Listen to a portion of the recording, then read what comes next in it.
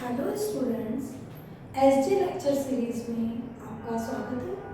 आज मैं BSc first semester का माइक्रोबियल टेक्निक्स एंड इंस्ट्रूमेंटेशन आपको टॉपिक पढ़ाऊंगी, जो कि यूनिट फर्स्ट के अंतर्गत आता है। इसमें मैं बताऊंगी कि माइक्रोबियल मीन्स जो माइक्रो ऑर्गेनिज्म हैं उनको स्टडी करने के लिए क्या टेक्निक और क्या इंस्ट्रूमेंट लगते हैं। ठीक, तो सबसे पहले तो मैं आपको बता दूं, माइक्रो ऑर्गेनिज्म हमको नेकेड आइज से नहीं देख सकते, जिसके लिए हम माइक्रोस्कोप का लैब में यूज करते हैं। तो अगर हम माइक्रोस्कोप की बात करें तो जो माइक्रोस्कोप है उससे जो स्टडी की जाती है वो माइक्रोस्कोपी कहलाती है। तो माइक्रोस्कोप की बात करने पर यह दो प्रकार के होते हैं।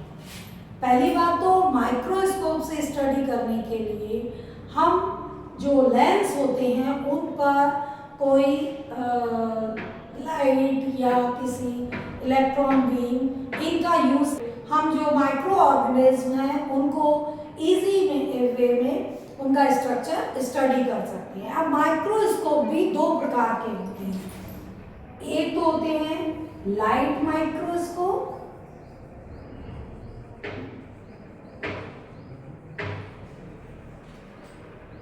और दूसरे होते हैं इलेक्ट्रॉन माइक्रोस्कोप।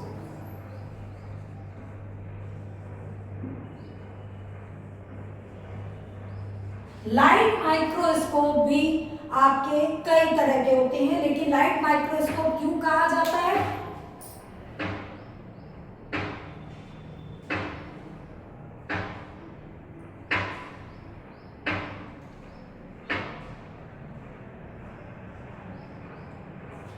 लाइट माइक्रोस्कोप को लाइट माइक्रोस्कोप क्यों कहा जाता है? क्योंकि लाइट जो होती है वो यूज की जाती है जब इमेज देखी जाती है। अब लाइट माइक्रोस्कोप भी कई प्रकार के होते हैं, जैसे कि आपको पहला बता दूं, पहला माइक्रोस्कोप जो कि एंड ने डिस्कवर किया था, जिसके कारण इसको लेवेनहोफ माइक्रोस्कोप कहा जाता है। दूसरा आता है आपका कंपाउंड माइक्रोस्कोप। कंपाउंड माइक्रोस्कोप जो कि सबसे पहले सेल्स की स्टडी करने के लिए रॉबर्ट हुक ने बनाया, और उन्होंने रॉबर्ट हुक ने 1685 में इसको बनाया था। अच्छा, तो जब इन्होंने जो बनाया उसमें सिंपली एक लेंस लगा था जिससे हम सेल्स की स्टडी कर रहे हैं।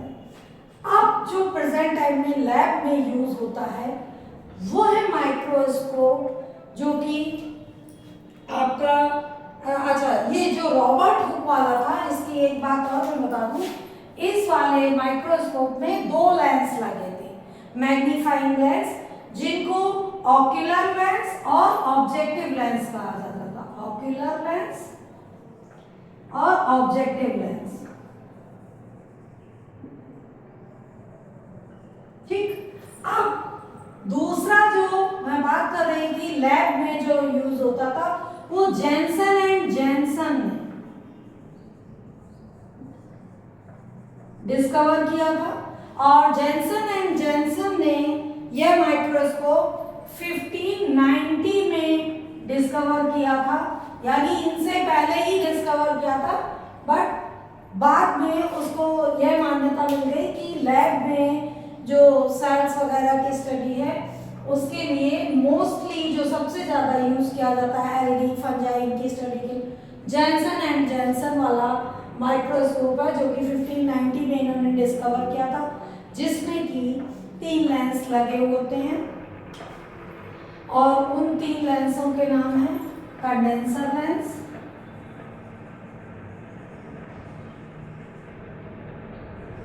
ऑब्जेक्टिव लेंस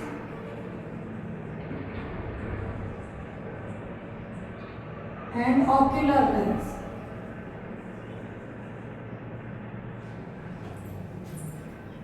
अब बात बात करते हैं हम कंपाउंड माइक्रोस्कोप के बाद, आपको ये भी बता दूं इसमें मोस्टली लाइट का यूज होता है जिसके द्वारा ऑब्जेक्ट की इमेज दिखाई देती है। ठीक है, दूसरा है फेज कॉन्ट्रास्ट माइक्रोस्कोप। इसमें भी लाइट का ही यूज किया जाता है।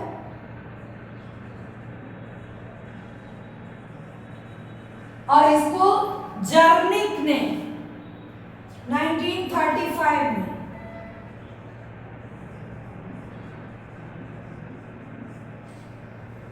बनाया था। ठीक है, तो ये तो हो गए लाइट माइक्रोस्कोप के बारे में। अब हम बात करते हैं इलेक्ट्रॉन माइक्रोस्कोप के बारे में। इलेक्ट्रॉन माइक्रोस्कोप जो है ये दो प्रकार के होते हैं और इनमें लाइट की जगह इलेक्ट्रॉन बीम का यूज किया जाता है। इलेक्ट्रॉन बीम्स के द्वारा ही इमेज बनती है और यह दो प्रकार के कौन से होते हैं, एक होता है ट्रांसमिशन इलेक्ट्रॉन माइक्रोस्कोप जिसको TEM भी कहते हैं, और एक होता है स्कैनिंग इलेक्ट्रॉन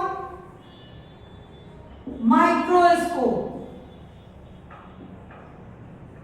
यह स्कैनिंग इलेक्ट्रॉन माइक्रोस्कोप को SEM और ट्रांसमिशन इलेक्ट्रॉन माइक्रोस्कोप को TEM भी बोला जाता है। अब ट्रांसमिशन की अगर हम बात करें तो इसका जो है, इसकी जो इमेज बनती है वो बहुत ही क्लियर बनती है, यानी जो सेल्स के थिन सेक्शन होते हैं उनकी इंटरनल स्ट्रक्चर की स्टडी, बिल्कुल जो माइन्यूट सेल्स होती हैं उनकी स्टडी इस माइक्रोस्कोप के द्वारा की जाती है, ट्रांसमिशन इलेक्ट्रॉन माइक्रोस्कोप के द्वारा। जबकि आपका जो स्कैनिंग इलेक्ट्रॉन माइक्रोस्कोप द्वारा जो सरफेस होती है उसकी टोपोग्राफी की स्टडी की जाती है। और इलेक्ट्रॉन माइक्रोस्कोप को डिस्कवर किया था नॉल एंड रस्का ने, और फिर TEM को भी नॉल एंड रस्का ने बनाया। जबकि इलेक्ट्रॉन